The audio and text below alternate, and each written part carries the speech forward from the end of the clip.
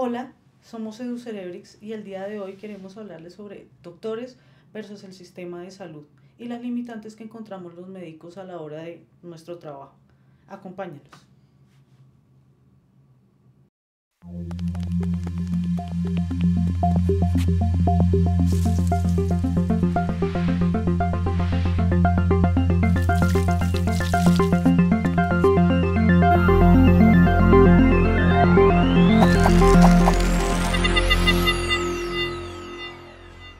¿Cómo estás, Laura?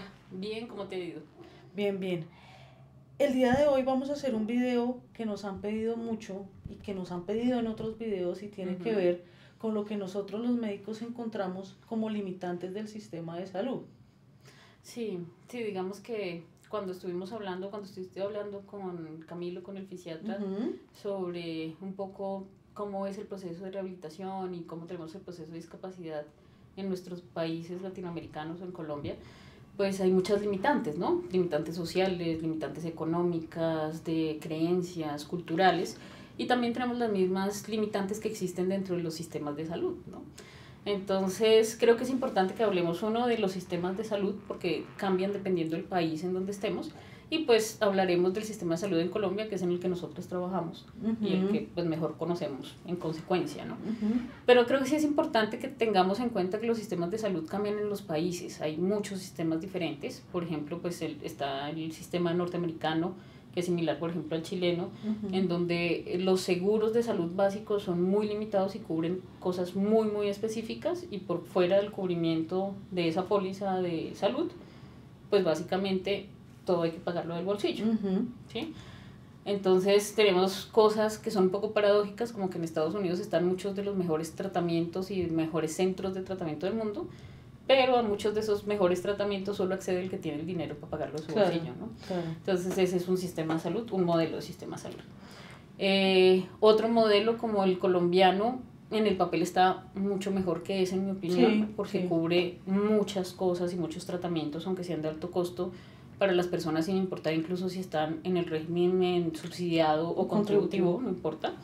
Y en el papel es fantástico, en la vida práctica tiene muchas limitaciones de las que hablaremos, ¿no? Porque no hay acceso a todo lo que se podría, el acceso es limitado, entonces solo algunas personas al final logran llegar a esos tratamientos, no todo el mundo. Y hay otros esquemas de sistema de salud más, por ejemplo, como el que tienen en Canadá o el que tienen en varios países en Europa, en donde sí está como más integrado con sistemas de discapacidad, de manejo de discapacidad dentro de la sociedad, y con programas más para seguimiento y tratamiento de pacientes con enfermedades crónicas. Tienen como acceso a los tratamientos y a los seguimientos y rehabilitaciones y otras cosas. Entonces son diferentes sistemas, todos tienen sus cosas buenas, todos tienen sus cosas malas, algunos más que otros, pienso yo. Pero debemos comprender eso y entender que los sistemas tienen ciertas políticas, ¿no? O sea, por ejemplo, la política de un sistema como el de Colombia teóricamente es la optimización de los recursos para beneficiar a la mayor cantidad de personas con los recursos disponibles. Sí, y ahí hay que hablar de un tema muy importante, y es lo que hace la diferencia entre equidad e igualdad, ¿no? Igualdad, claro. Sí, porque es que pensaríamos que el sistema tiene por objetivo ser equitativo. Equidad es la posibilidad de que todos tengamos lo necesario, pero este es un sistema más bien igualitario, correcto, ¿no? Porque todos tenemos lo mismo independientemente de las características que tengamos. ¿Eso qué significa? En un enfoque, digamos, diferencial, cada persona, por ser mujer, pertenecer a una raza específica, tiene unas necesidades específicas de salud. No es lo mismo ser niño que niña, no es lo mismo ser hombre que mujer, no es lo mismo ser niño con discapacidad que niño sin discapacidad. Todo ese tipo de cosas hacen que cada uno tenga unas necesidades especiales. Pero en el sistema que nosotros tenemos, todos tenemos el mismo cubrimiento, cuando hay personas que requieren un cubrimiento superior porque tienen unas necesidades especiales, y eso sí sería la equidad. Y bueno, nuestro sistema de salud colombiano tiene un cubrimiento muy bueno para muchas cosas, sin hacer distingo de lo que usted aporta al sistema. Exacto. Es un cubrimiento igualitario. Es un cubrimiento igualitario, pero a veces se nos escapa que para las condiciones de salud que nosotros vemos, neuropediatría, psiquiatría, fisiatría, como el doctor Camilo, que lo conocieron ustedes en la ocasión anterior, se necesitan cubrimientos superiores para necesidades mucho más especiales. Sí, sí, entonces eso digamos que es un primer limitante por el sistema de por sí, ¿no? Que existe.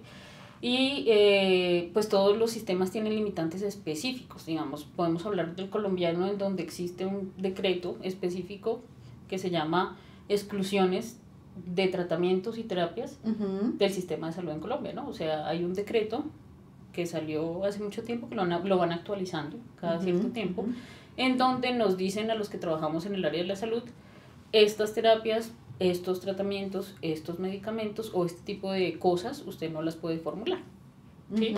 Que a veces también es difícil, porque no depende de si uno considera que es adecuado o no formular eso para el paciente, sino que son cosas que de por sí se analizaron y el sistema se decidió que el sistema no las iba a cubrir, ¿no? Por ejemplo, cosas, elementos de aseo, que pañitos húmedos, muchas otras cosas que puede que sean necesarias para una persona, pero que son de aseo personal y que todo el mundo las compra, o algunas terapias que no han demostrado efectividad, que son muy costosas y que el beneficio o la mejoría de la persona es muy limitada. Entonces, como no han demostrado efectividad, están totalmente excluidas. También hay otras que están excluidas pues porque son estéticas, entonces no deben ser cubiertas por el sistema de salud. O sea, no son cosas que uno diga es irracional, son razonables en el sentido, en el espíritu del control del gasto, ¿no? Pues sí es cierto que el dinero es limitado, entonces como hay tanta gente y tengo tan dinero específico, se trata de controlar el gasto de esa forma. Hay unas cosas que uno comprende que son adecuadas y hay otras, como decíamos, que de pronto no lo son porque son igualitarias, más no equitativas. Sí, y frente a eso los médicos nos encontramos muchas veces como en la mitad entre el paciente y el sistema, porque es como una llave, ¿no? Es como si nosotros fuéramos la llave que va regulando esa salida del flujo del recurso, y que sabemos que algunos pacientes necesitan esos recursos, pero hay cosas que no podemos formular por las exclusiones, y quedamos nosotros en esa limitación en la que quisiéramos hacer algo, pero a veces no se puede, o los pacientes consideran que debemos hacer algo que según la guía no se puede. Sí, también porque pasa, también ¿no? está eso, Claro, ¿no? claro. A veces pasa que nos encontramos con papás que en el amor a su hijo empiezan a hacer investigaciones y proactivamente empiezan a buscar por internet y encuentran algunos tratamientos que cada página de internet pues los vende como grandes si tratamientos, exacto, pero a la hora de la verdad, dentro de la investigación científica no tienen la evidencia que esa información sugiere que tiene. Correcto. Y que no están cubiertos. O que son tratamientos experimentales. Ningún sistema de salud cubre tratamientos experimentales. Porque pues para dar un tratamiento ya debe haber pasado todas las fases de experimentación. Claro. Es que eso a veces la gente no lo entiende. Entonces, y es comprensible, porque obviamente si uno tiene un familiar enfermo, sin importar quién sea, uno quiere lo mejor o todas las opciones que existan para esa persona para ayudarle. Pero no las opciones no siempre son tan buenas como lo venden, porque lamentablemente sí venden muchos tratamientos que uno sabe que los venden por ganar dinero, porque ni se sabe si funcionan, muchas veces se ha demostrado que no funcionan, incluso algunos son peligrosos, que a mí me ha pasado, que luego hay tratamientos que uno dice, pero ¿cómo se les ocurre hacerles esto? Sí, claro. Y lo venden como grandioso, la familia pues en esa necesidad o esa búsqueda de cómo ayudar a su familiar, pues busca todas las opciones, pero pues no todas se pueden, y por el sistema se pueden las que están demostradas y que tienen evidencia, y que ya en general para que algo tenga evidencia debe llevar años ese tratamiento y demostrar que sirve o no sirvió, ¿no es cierto? Entonces tratamientos nuevos pues también son experimentales y se demoran años en que lleguen a ser cubiertos por el sistema de salud. Entonces esa es una de las limitantes. Y tienes razón que muchas veces todas las personas que trabajamos en salud, el personal de salud, a veces pues nosotros somos los que damos la cara, ¿no? Sí, claro. Nosotros somos los que vemos el paciente, y nosotros somos los que damos la cara frente a eso del paciente que llega de pronto angustiado o pues buscando las opciones para él mismo o para su familiar, y siente que uno es quien le está negando cosas. Claro, cuando pues nosotros de todas formas nos ceñimos por unas leyes que hay que respetar. Yo no puedo formular lo que se me ocurra, sino lo que legalmente puedo formular. Exacto. Y dos, por ejemplo, están otras cosas, ¿no? Las indicaciones. Los medicamentos tienen indicaciones y hay entes regulatorios de esos medicamentos, como el INVIMA en Colombia, la FDA en Estados Unidos. Cada país tiene sus entes regulatorios y hay medicamentos que están autorizados solo para ciertas edades o solo para ciertos diagnósticos. Y aunque uno incluso como médico sepa que hay medicamentos que ya llevan años utilizándose en diagnósticos y que son útiles, a veces uno no los puede formular por el sistema porque no tienen la indicación en INVIMA. Entonces el sistema o la EPS puede que no lo vaya a pagar. Empieza un problema y buscar opciones y no es fácil, ¿no?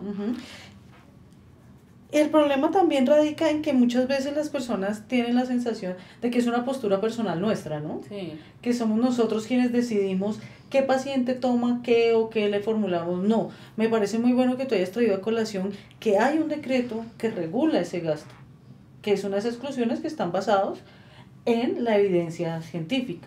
Y eso hace parte del sistema y es algo a lo que nosotros como médicos colombianos de todas las diferentes especialidades tenemos que ceñirnos. Sí. Un médico, digamos que a excepción de que tenga una práctica particular e inclusive en su práctica particular tiene que seguirse a las cosas que son legales, cosas que son legales uno, y tienen indicación. Claro, aunque uno por ejemplo puede sugerir que ya sea dentro de su consulta particular o la consulta que hace uno normalmente dentro del sistema de salud, tratamientos que podrían ser útiles pero que no están cubiertos. El problema ya es cómo se cubrirán, ¿no?